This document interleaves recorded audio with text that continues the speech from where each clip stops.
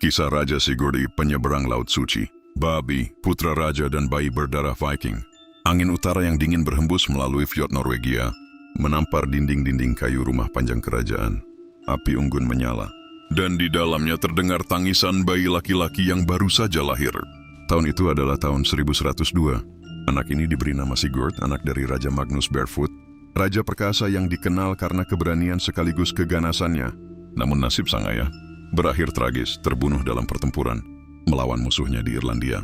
Bayi kecil itu bahkan belum bisa berdiri ketika darah ayahnya membasahi tanah asing. Sejak saat itu, takdir memisahkan Sigurd dari belayan seorang ayah. Meski yatim sejak bayi, darah Viking tetap mengalir deras dalam dirinya. Ia dibesarkan oleh pelayan, biarawan, dan panglima kerajaan. Sejak kecil, ia terbiasa mendengar denting pedang, doa Latin, dan nyanyian laut para pelaut. Pamannya, Raja Olaf yang tenang, mengambil peran sebagai pelindung. Olaf bukanlah raja yang haus perang, melainkan penguasa yang menjaga kestabilan kerajaan. Ia melihat Sigurd kecil bukan sekadar bocah, tapi titisan garis Magnus yang kelak akan membawa arti besar bagi Norwegia. Namun bahkan di usia kanak-kanak, sifat keras Sigurd mulai terlihat. Ia cepat marah jika diejek, namun mudah luluh oleh cerita tentang kepahlawanan.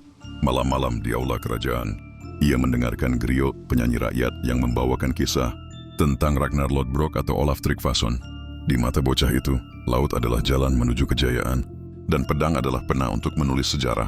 Babdu, mahkota di usia remaja. Tak lama setelah Sigurd belajar berjalan, nasib sekali lagi mengguncang. Tahun 1103, pamannya Raja Olaf meninggal dunia. Norwegia tidak bisa hanya diperintah satu tangan, maka rakyat menobatkan 3 bersaudara menjadi raja bersama: Eystein, Sigurd, dan Olaf Haraldsson. Bagi Sigurd, usia 11 tahun terasa terlalu muda untuk menyandang gelar raja. Namun takdir tidak menunggu kesiapan. Di istana, para bangsawan saling berbisik, meragukan anak ini mampu memimpin. Tapi mata Sigurd bersinar berbeda. Ia tidak suka duduk lama di kursi kayu besar dengan pahatan naga. Ia lebih suka menunggang kuda atau mengayuh perahu kecil di teluk. "Engkau akan menjadi raja laut, bukan raja darat," kata seorang pendeta kepadanya. Melihat betapa bocah itu lebih sering menatap ke arah samudera dibandingkan halaman istana, kata-kata itu menjadi ramalan. Ketika kabar datang dari jauh bahwa tanah suci, Yerusalem, telah direbut kembali dari kaum muslim oleh pasukan perang salib pertama, namun kini terancam lagi, hati Sigurd membara. Ia mendengar bahwa Raja Bauduin di Yerusalem membutuhkan sekutu. Ia mendengar bahwa Paus di Roma memanggil raja-raja Kristen untuk membantu. Saudara-saudaranya ragu. Mereka lebih memilih memperkuat hukum dan membangun jembatan.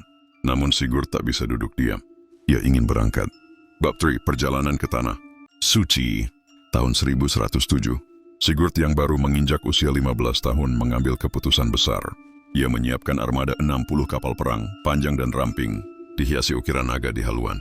Ribuan prajurit Viking, keturunan pelaut tangguh, ikut bersamanya. Mereka tidak lagi berlayar untuk menjarah demi emas, tapi demi salib. Perjalanan itu panjang, penuh bahaya, dan syarat dengan pertempuran. Di Lisbon, Sigurd membantu Raja Alfonso dari Portugal melawan kaum muslim yang menguasai kota. Pasukan Viking Nordik menyerbu dengan raungan tanduk perang. Darah tertumpah, tembok runtuh, dan orang-orang Kristen bersyukur kepada mereka. Di Kepulauan Balearik, Sigurd menghadapi bajak laut yang menakutkan. Kota-kota mereka diratakan, dan para budak Kristen yang ditahan di sana dibebaskan. Pasukan Norwegia berteriak, "Untuk salib! Untuk Kristus, untuk Raja Sigurd." Akhirnya, mereka tiba di Yerusalem. Di hadapan tembok kota suci itu, Sigurd turun dari kudanya melepas mahkota dan berjalan kaki menuju gereja makam kudus. Di sana, ia berlutut berdoa dalam diam dan air matanya menetes.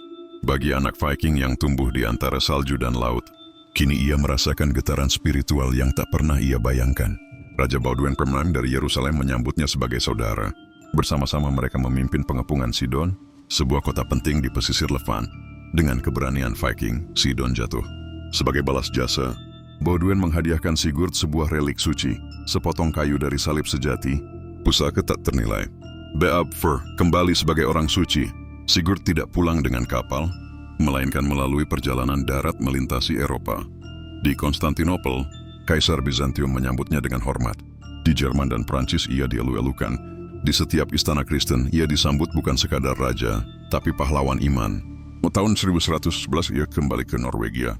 Rakyat menanti di tepi pantai, melihat kapal-kapal panjang mereka kembali dengan bendera salib. Mereka menamainya Sigurd Jorsalfar, artinya Sigurd sang penziarah Yerusalem. Sebagai raja tunggal setelah kematian kedua saudaranya, Sigurd memerintah dengan bijak. Ia membangun gereja-gereja batu, memperindah kota, dan memperkuat hukum. Ia menjalin persekutuan dengan raja-raja Eropa, membawa Norwegia ke panggung besar dunia. Namun jauh di lubuk hati, ia selalu teringat Yerusalem. Malam-malam ia duduk sendirian di aula, memegang relik kayu salib sejati, berdoa dalam sunyi. Baby V, kejatuhan sang penziarah. Meski tampak perkasa, Sigurd hanyalah manusia. Tahun-tahun terakhir hidupnya dipenuhi kekhawatiran. Ia tidak memiliki putra sah yang bisa menjadi penerus yang kuat. Bangsawan mulai saling berebut kekuasaan. Intrik politik makin panas. Sigurd mencoba menengahi, namun tubuhnya semakin lemah. Hati yang dulu berani menyeberangi samudra kini rapuh oleh beban pemerintahan. Pada tahun 1130, Sigurd menghembuskan napas terakhir. Ia meninggalkan kerajaan yang sementara damai, namun segera terjerumus dalam perang saudara setelah wafatnya. Namun meski Norwegia kembali bergejolak, nama Sigurd tetap harum. Ia dikenang bukan hanya sebagai raja, tapi sebagai satu-satunya raja Skandinavia yang memimpin perang salib dengan tangannya sendiri. Epilog, nama yang tak pernah padam. Sejarah menulis banyak raja Viking, penakluk, penjara, pembangun. Tapi hanya satu yang disebut penziarah Yerusalem, Raja Sigurd Perme. Ia bukan sekadar penguasa Norwegia, tapi juga seorang hamba salib, prajurit iman, dan penjelajah dunia. Antara salju utara dan pasir Yerusalem, kisahnya bergema selama berabad-abad. Raja Sigurd Jorsalfar, raja yang menyeberangi laut demi Tuhan, dan pulang membawa keabadian. Riwayat singkat pencapaian Raja Sigurdi. Dinobatkan sebagai raja bersama saudaranya sejak tahun 1103. Menjadi raja Kristen Eropa pertama yang memimpin perang salib secara langsung 1107-1111. Membantu merebut kota Sidon bersama Raja Boduin dari Yerusalem. Menerima relik kayu salib sejati, menjalin hubungan diplomatik dengan Bizantium dan raja-raja Eropa Barat, memperkuat hukum dan pembangunan gereja di Norwegia. Wafat pada tahun 1130, meninggalkan nama besar meski negeri jatuh dalam perang saudara. Warisan Raja Sigurdi, penziarah yang mengguncang lautan. Ketika Raja Sigurd menutup matanya pada tahun 1130, Norwegia bergetar. Rakyat menangisi kepergiannya, para biarawan mendoakannya. Dan para bangsawan mulai berbisik tentang perebutan kuasa.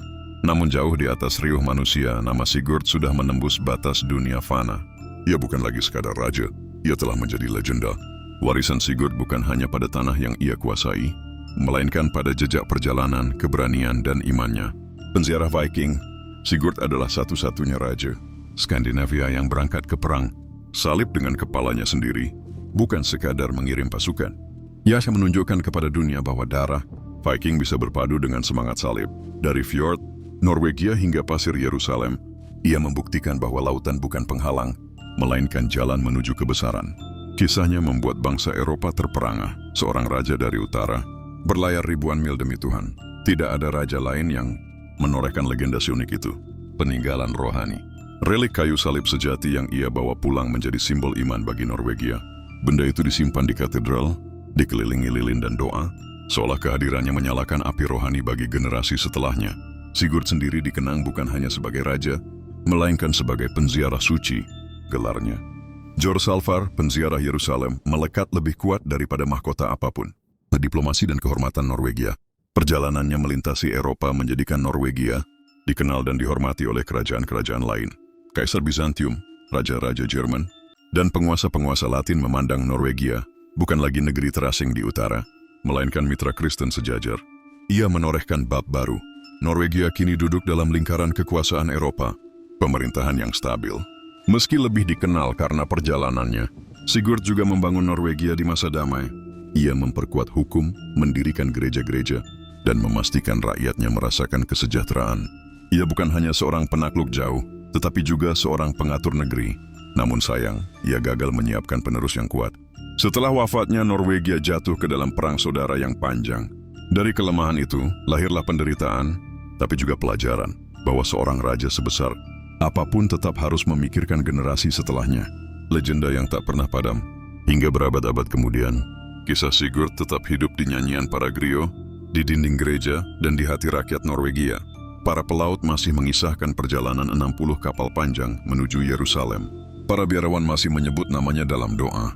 Sebagai raja yang berlutut di gereja makam kudus tanpa mahkota, warisan sejati Sigurd adalah kisahnya, kisah seorang Viking yang berubah menjadi penziarah, seorang raja yang lebih memilih jalan panjang, Penuh darah dan doa daripada kenyamanan takhta. Epilog warisan.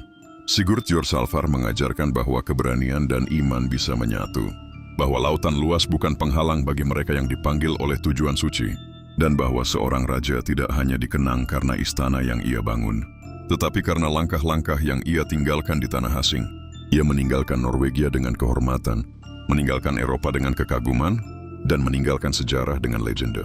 Raja Sigurd ini tetap hidup dalam ingatan dunia sebagai raja, penyeberang Laut Suci, sosok yang membawa semangat, Viking ke Tanah Suci, lalu kembali membawa cahaya iman ke negeri utara. Ketika aku meninggalkan tanah Norwegia, aku hanyalah seorang penguasa.